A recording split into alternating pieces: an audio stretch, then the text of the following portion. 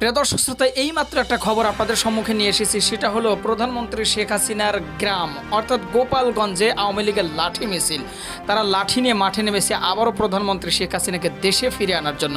তো বিস্তারিত জানতে চলেছেন আজকের এই ভিডিওতে। আগে সম্পূর্ণ নিউজটি আপনারা শুনবেন, দেখবেন, তারপর আপনাদের মূল্যবান মতামত অবশ্যই কমেন্ট বক্সে জানিয়ে দেবেন। চলুন প্রিয় দর্শক শ্রোতা, কথা না বাড়ে একটা লাইক দিয়ে আমরা সরাসরি মূল নিউজে চলে যাই। আর হ্যাঁ, নাসির অফিসিয়াল এই পেজটা দয়া করে আপনারা ফলো করবেন এই ধরনের সকল প্রকার নিত্য নতুন আপডেটগুলো সবার আগে পাওয়ার জন্য। চলুন আমরা শুরু করছি মূল নিউজ। গোপালগঞ্জে লাঠি মিছিল করেছে আওয়ামী লীগ ও সহযোগী সংগঠন নেতাকর্মীরা। মঙ্গলবার 6 আগস্ট দুপুরে জেলা আওয়ামী লীগ কার্যালয়ের সামনে থেকে দেশীয় অস্ত্র ও লাঠিসোঁটা নিয়ে একটি বিক্ষোভ মিছিল বের করে তারা।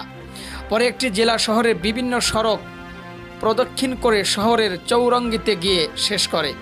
এ সময় সমাবেশ জেলা আওয়ামী লীগের সাধারণ সম্পাদক GM শাহাবুদ্দিন আজম বক্তব্য রাখেন। তিনি যে কোনো পরিস্থিতিতে সাহসের সঙ্গে মোকাবেলা করার জন্য নেতাকর্মী সহ জেলাবাসীকে প্রস্তুত থাকার আহ্বান জানান।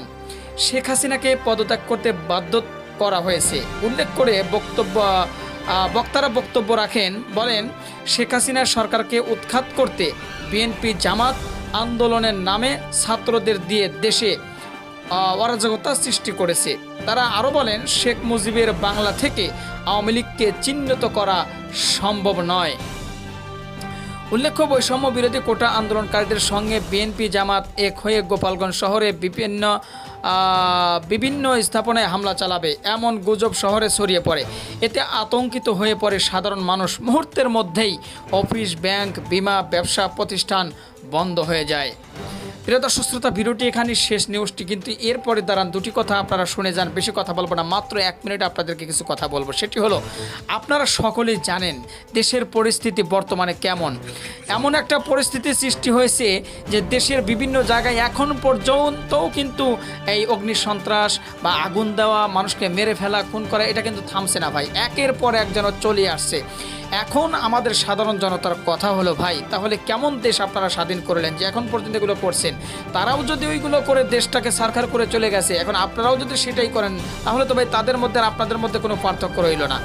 আমরা সাধারণ জনতা হিসাবে এখন চাই আপনারা দেশের মানে ভারপ্রাপ্ত একটা হাতে দেন একজনের, এবং সে যেন দেশটা পরিচালনা করে সুন্দরভাবে। আবারও যেন এই বাংলাদেশে যত লস হয়েছে, যত সংকটপূর্ণ পরিস্থিতি হয়েছে, সব কিছু যেন আবারও আগের মতো বলতে আগে যেরকমভাবে চলেছে দুর্নীতি, রাহাজানি, খুন, ঘুম, এগুলো না ভাই, একদম সঠিকভাবে সোনার বাংলাতেই যেন পরিণত হয়। সোনার টুকরা হিসেবে যেন গোটা বিশ্বের মধ্যে একটা পরিচিত পায় যে না, আগে বাংলাদেশ কিভাবে চলেছে, এখন আর সেভাবে চলছে না। বাংলাদেশটা এখন হীরার টুকরো হয়ে গেছে ভাই। সোনার বাংলা না, হীরার বাংলা চাই আমরা। সোনার বাংলাকে নতুন প্রজন্মকে আমরা বলতে চাই, আপনারা দেশ নতুন করে স্বাধীন করেছেন, অবশ্যই দেশকে এভাবে আপনারা পরিচালনা করুন একজন সরকারের মাধ্যমে, যেন দেশটা আবারও সুন্দর গোলাপ ফুলের মতো ফুটে ওঠে। আমরা এই আশা সাধারণ জনগণের। তো আপনাদের কি মতামত সেটা অবশ্যই আপনারা এই ভিডিওর কমেন্ট বক্সে জানিয়ে দিন। আর হ্যাঁ, ভিডিওটি শেয়ার করতে বলবেন না, প্রচুর পরিমাণে শেয়ার করে দেবেন ভাই। আর আপনাদের মতামত অবশ্যই জানাবেন। আর আমাদের নাসির অফিসিয়াল এই পেজটা দয়া করে আপনারা ফলো করবেন, কারণ আপনারা সকলে জানেন এই পেজেই কিন্তু আমরা প্রতিনিয়ত সকল প্রকার খবরগুলো আমরা দেওয়ার চেষ্টা করি। তো ভালো থাকবে সবাই। ভিডিও ছিল এই পর্যন্তই। আল্লাহ হাফেজ।